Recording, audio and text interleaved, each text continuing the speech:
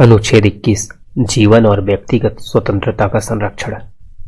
अनुच्छेद 21 में कहा गया है कि किसी भी व्यक्ति को कानून द्वारा स्थापित प्रक्रिया के अलावा उसके जीवन या व्यक्तिगत स्वतंत्रता से वंचित नहीं किया जाएगा और यह अधिकार नागरिकों को तो है, साथ ही साथ गैर नागरिकों को भी है। इंडियन को भी है, फॉरेनर्स को भी है।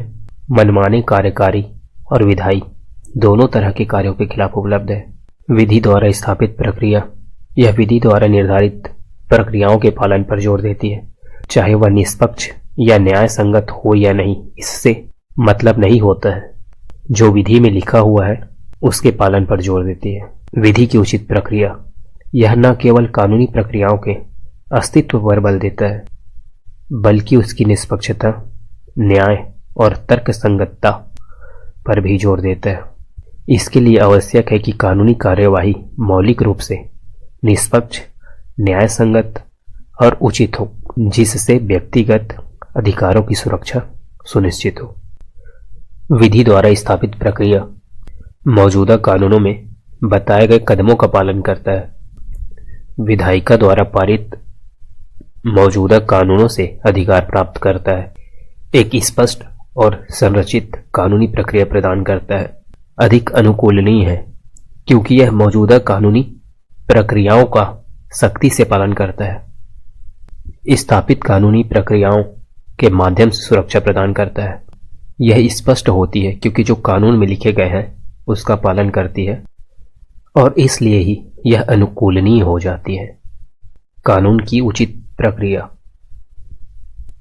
निष्पक्ष, न्याय संगत और उचित कानूनी प्रक्रिया की आवश्यकता होती है। न्याय और निष्पक्षता के व्यापक सिद्धांतों से अधिकार प्राप्त करता है।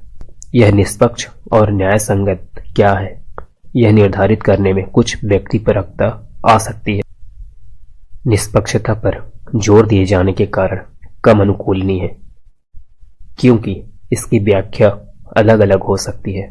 निष्पक्ष व्यवहार और न्याय संगत प्रक्रियाओं को सुनिश्चित करके सुरक्षा को बढ़ावा देता है। जब तक कानून का पालन किया जाता है तब तक सरकार को कार्य करने में सक्षम बनाता है। मौजूदा कानून के अनुसार जारी वारंट के आधार पर गिरफ्तारी, विधायिका के पक्ष में शक्ति संतुलन को बनाए रखने की प्रवृत्ति, पूर्व निर्धारित कानूनी कदमों के माध्यम से कानूनी निश्चितता प्रदान करता है। स्थापित कानूनी प्रक्रियाओं के आधार पर सुरक्षा प्रदान करता है।